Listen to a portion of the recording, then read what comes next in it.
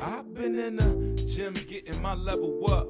Fenders getting gas, so I mash on the pedal. What? The backboard I crash, slam the rock to a pebble. What? The breeze from the past will assist your irregular breathing. Handle got your ankle in your knee in a disagreement. Now your balance taking off for bereavement. They wanna know what I be cooking up, cause then they think we be even. But I know, look, dished it, so I never seen it now.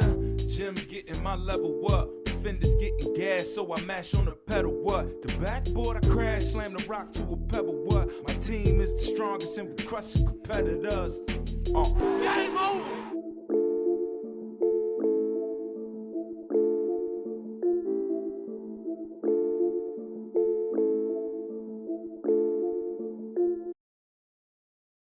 Hey, what's up, fam? The Fastbreak is back. We're here. You're here, but in a over there kind of way. So let's go ahead and do a show, all right? There's been a lot of hype surrounding the high school phenom, Mikey Williams. He's the kid from Cali who transferred down to North Carolina. He's just a sophomore, but he's one of the top-rated players in his class. And his top 10 list of schools has 5 HBCUs out of the 10 in that bad boy. So that's the Mikey we're talking about. Our Wally Pitt, he finally caught up with him. He's been chasing him for a while. And low-key in this game that we have for you, don't miss the Simpkins twins. They've been receiving some HBCU love as well. All right, it's a great game. I predict overtime. Let's get to it. Yes, sir. Back in the gym with my young bulls, checking out what might just be the future of HBCU basketball. Mikey Williams, the Fresh Prince of the Carolinas who been let the world know about his HBCU aspirations, is currently the #2 prospect in the country for the class of 2023. Now, Mikey got handle, bounce, he can shoot, lock up on D. The boy is ranked where he's ranked for a reason. But Mikey and the Lake Norman Christian Offspring were in the Kingdom, facing off against the Victory Christian Kangs, a squad that I pulled up on during the Phenom Hoops Winter Classic, and since then, the Brooklyn brothers, Taiwan and Takai Simpkins have been getting a little bit of that HBCU love. And Takai let us know on Twitter that HBCU was definitely an option for his bro Taiwan. So like I said, we might just be looking at the future of this thing of ours. Now Mikey blessed us off the bounce in the layup line and flexed a little something with a casual 360. But bro wanted to show off that two-way badge in the first quarter. Mikey clamped up on Taiwan Simpkins. He gets the steal and gets it up court to Josh Bullock for the lay. Now Mikey gets a lot of the buzz, but his running mate in the backcourt, Trey Green, is nice with that thing too. Here he is spinning like rims on the 2005 Escalade. That's a bucket from Mr. Green. Then it's Taiwan Simpkins looking to get Mikey back for the steal from earlier, and yeah, bruh, that's a left-handed finger roll and one, and a strong bucket for Taiwan Simpkins. The Fresh Prince looking to heat up with a fall-away jumper as smooth as a hot comb through nappy hair. Now Mikey got ones with Taiwan. He gets some space off the screen, misses the jumper, but Big John Curtis has his back with the tip in. Mikey calling the shots with the rock in his hand. He gets bottled up by some tough D. Takai Simpkins gets it on the break, and you know what comes next, the double pump two-hand jam. And Victory Christian is up 34-26 at the half after this three from Luis Duarte. Lake Norman on a mission in the third quarter. Hey, come get this oop, Prince. That's Mikey Williams with a nice throwdown to start the half. Then it's Joyful Hawkins. Hey, bro, you got another oop in your bag real quick? Appreciate that. Trey Green finds the 6'8 junior for the slam. Then it's Mikey with the board, the outlet to Trey Green, who goes off the glass for another Joyful Hawkins alley-oop. And I need my HBCUs in these boys' inboxes ASAP, but here come the Kangs. Luis Duarte thought about a body, but pulls it down for the smart bucket. Lou Duarte back again, this time with the acrobatic and one finish at the cup. Then it's Mikey, showing off the point guard skills. He finds Big John on the break for the aggressive finish. Victory Christian right back. Luis Duarte finds Zamar Anderson, and that's three of them things. Next is Joyful Hawkins finding Jonathan Curtis for another grown man dunk, and like I said, we got a whole entire ball game out here in the Queen City Kingdom. Lake Norman up 3 with under 3 left to play. Caleb Coleman, the young bull, got nothing but ice running through those veins. Here he pulls up for the 3 to tie. That's a bucket, and we're locked up at 51 all. Then with under a minute left to play, Coleman has the big man 1-on-1, takes him to the rack, Euro, up and under, that's a bucket. Coaches, we gonna need Buddy on camp for a visit right now. That gives the Kings a 53-51 lead with less than a minute left to play.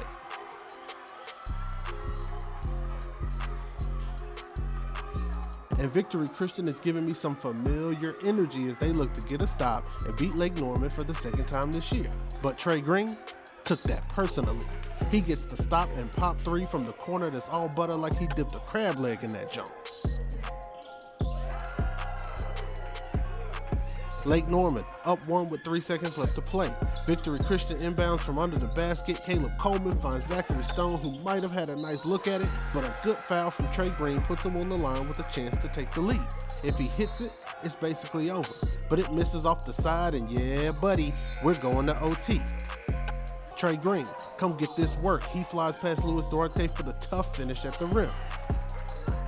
Seconds left in the game, Trey Green finds the opposite corner 3 from earlier and daggers the go-ahead 3. That's a bad boy right there. Trey Green, 20 points against the VC Kings. He's class of 23 with the Winthrop offer, but HBCUs, it's still time to go get Trey Green. Louis Duarte's last-second effort falls short, and Lake Norman gets the revenge win 60-57. And if you don't know, now you know. These prep hoop squads are about that action. I've been in the gym getting my level up. Fenders getting gas, so I mash on the pedal. What? The backboard I crash, slam the rock to a pebble. What? The breeze from the past will assist your irregular. Welcome back to the Fast Break, everyone. Let's bring Wally Pitt back in here. Wally, we talked about it in the previous segment. You've been chasing Mikey Williams for a while. That's the name of the game in the age of the coronavirus. Sometimes you get in, sometimes you don't. What did you see with Mikey Williams? Oh, yeah, man, Mikey's got a little cartel holding his footage, holding access to him. So shout out to Coach A.J. Jones over at Victory Christian for getting me in. Man, my first thought on Mikey was they didn't run a whole lot through him. I mean, number one, he looks the part, right? And he looks like a really good basketball player just from his size, his stature, the way he's built. He looks the part. I was surprised that Lake Norman didn't run everything through him, and also was surprised that he didn't seem too concerned about it. You know, he didn't have that Kyle Watson syndrome from above the rim. You know what I mean? As a young kid coming in from California, you know, in my mind, I was thinking, okay, this is going to be the Mikey show, right? It really wasn't. He played well. It wasn't his best game.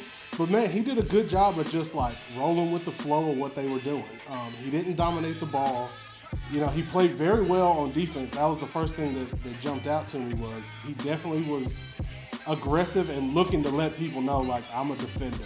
And there's also other good players on the team, man. So it's just one of those things where I was expecting this to kind of be the All About Mikey show, and it really wasn't. He weaved in with the team very well.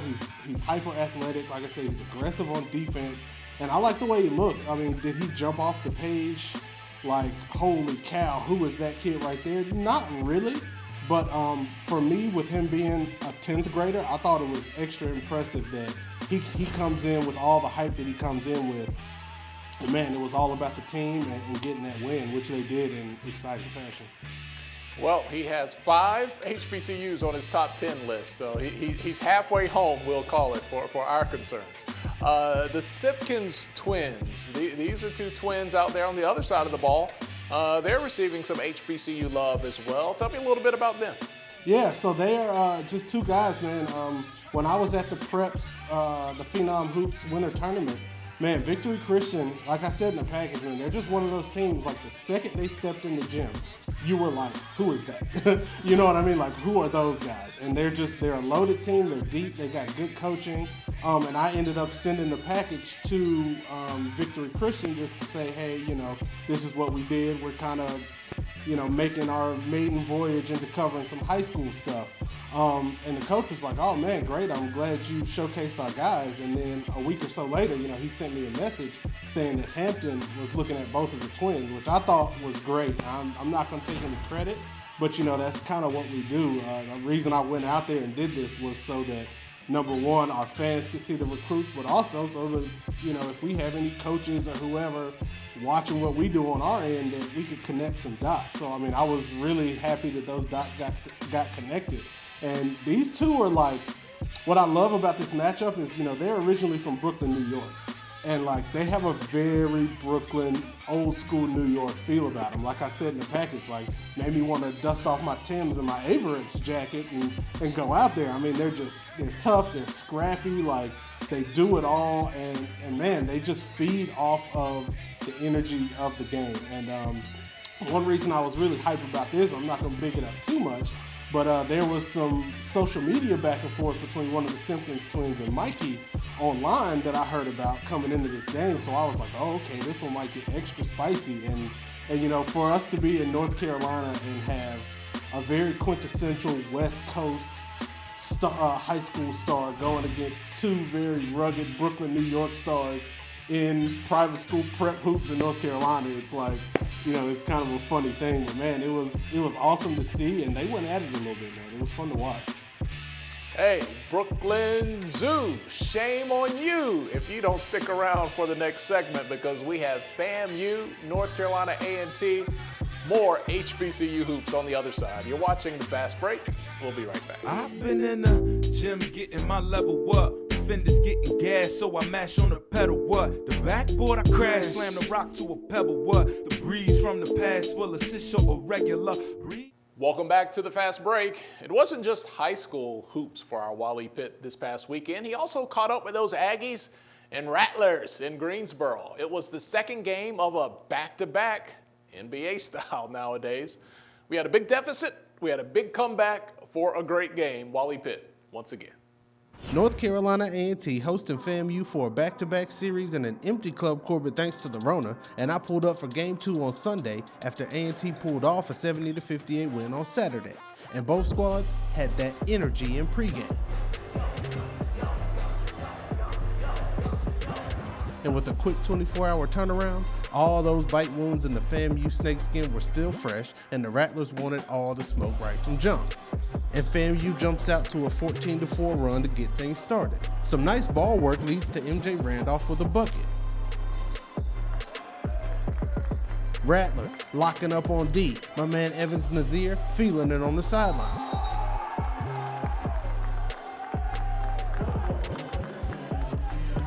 DJ Jones showing what that mid-range hit for. 5 for 6 for 11 points in the first half, and it's all FAMU. Rattlers up 27-11 with 8 minutes left in the first. MJ Randolph, the no-look to DJ Jones. Then it's Jalen Spear with the steal, coast to coast with the extra fancy Euro lay. That's a bucket. Rattlers up 24 with under 3 left to play in the half. Cam Langley doing what your senior leader is supposed to do. He starts to cut into that FAMU lead before halftime. Here he knocks down a 3. Then he finds Harry Morris for the bucket. Aggies go into the break down 19. And Blake Harris, go ahead and turn up for him real quick in the second half, my guy. Here he finds Webster Fillmore for the lob and lay. And somebody got to stay on ball when defending the pick and roll. That's an easy bucket for double nickel. Then he finds Tyrone Lyons. That's grown man work for the and one right there. Aggies chewing into the FAMU lead down 9 points. Cam Langley, the all-time leader in assists in MEAC history, and here's another dime to Taylor May. Then another big 3 from Cam. Then some lockdown D. Cam Langley getting the Aggies back in it on both sides of the ball, and y'all see he took the headband off. He is not playing with y'all out here. Take this running lob from the three-pointer to Big Webby Fillmore. The Rattlers lead is down to 1 with 11 minutes left to play. Aggies back with some good D. Tyrone Lyons forces a steal, gets rewarded on the other end, the kiss off the glass with the left and some help up from the homie, and A&T is up 4. Let's make it 7 after the Cam Langley hang time assist that breaks down to help D. That's a tray for Tyler May. FAMU counters with a 3 of their own. Rattlers down 2 with 4.5 minutes left to play. Then it's taking Blake Harris through all types of traffic for the tough bucket.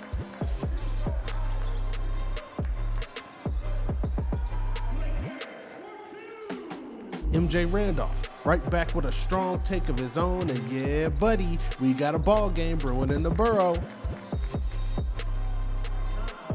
Then it's Cam Langley to Ty Lyons, go off. Aggies up 2 with a minute left in the game. MJ Randolph, shaking, baking, draws the double team and finds Jalen Spear open for 3. It's straight cash, homie.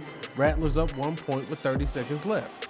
And who else you think's gonna have the ball? Cam Langley, driving, drawing the defense into the lane. He makes the tough pass out to Blake Harris, who's wide open for 3.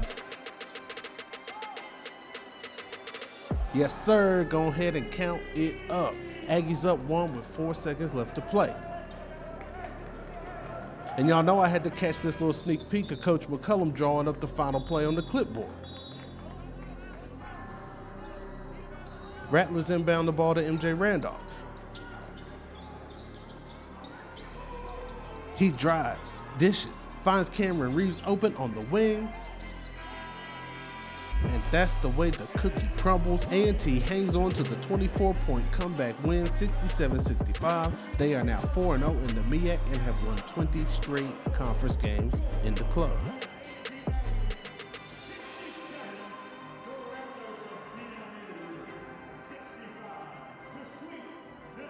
I've been in the gym getting my level up. Fenders getting gas, so I mash on the pedal, what? The backboard I crash, slam the rock to a pebble, what? The breeze from the past will assist your irregular breeze. We're 2 weeks into 2018, and CIAA divisional play is off to a hot start. Shaw University rolled onto the campus of Livingstone College looking to go heads up with a tough Livingstone Blue Bear squad. Shaw came into Salisbury with the reigning CIAA newcomer of the week and straight-up beast in Arizona State transfer Savon Goodman, who is already developing good chemistry with another Shaw Bear beast and senior guard D'Angelo Stevens-Bell. I'm telling you, this duo from the 919 is going to be a problem in the CI this year. Now, before I take you into these highlights, let's take a moment to bask in the litness of the layup line dunk contest. These boys were throwing it down in the pregame, which is definitely a good precursor to this game because, spoiler alert, somebody's getting boomed on later in this highlight. On to the first half, the Shaw Bears brought the shooters with them from Raleigh. Here, Devon Kelsey takes the ball rotation to the corner for 3. Next, he pulls up from Concord Mills on this deep 3. There goes 6 of his 13 points off the rip. Shaw will go up by as many as 13 in the first half, mostly in part to the Broad Street bully, Philadelphia's own Savon Goodman. I mean, this dude is a monster on the block, and he plays with a chip on his shoulder, to say the least. He finished with 29 points, 11 rebounds, and I'm pretty sure he left Salisbury with about $15 worth of Blue Bear lunch monies. Notice to the rest of the CIAA, Savon Goodman does not play. The Blue Bears not just about to get punked out here on their own court. Livingstone goes on an 11-2 run to cut the deficit to 4 late in the half. But Shaw's 3-point shooting comes up big down the stretch and helps give the Bears a 9-point lead going into halftime. It was Founders Day for the Delta Sigma Theta sorority, and the Livingstone Deltas came to slay. We see you, ladies, and let me wish y'all a happy Founders Day with a strong ooh-woo from HBCU Game Day. Second half, we had more D'Angelo Stevens-Bell and more Savon Goodman, which put the Shaw Bears back up double digits in the second. But again, the Blue Bears refuse to let it get out of hand. They go on another big run, outscoring Shaw 15-2. And this 3-ball from sophomore Roger Ray gives Livingstone their first lead of the game. But D'Angelo Stevens-Bell comes right back with a tough drive and score here. Then he follows it up with this dime to Savon Goodman, who finishes with the slam. Da-da-da, da-da-da, let the boys be boys. Shaw will go on a 7-0 run to put them back up by 12. Senior Kamaiu Williams gets my fillet of the day with this acrobatic up and under for the and 1. Livingstone would make one final comeback attempt. Here we got freshman Lydell Elmore catching this one off the bounce for the strong throw. Roger Ray adds this clutch three to get the deficit back into single digits with around a minute left. And as promised, the play of the day ends up sealing the game mostly because it cleared out the entire gym. D'Angelo Stevens-Bell gets the inbound pass, takes it coast to coast, and puts Cameron Burhannon on a poster.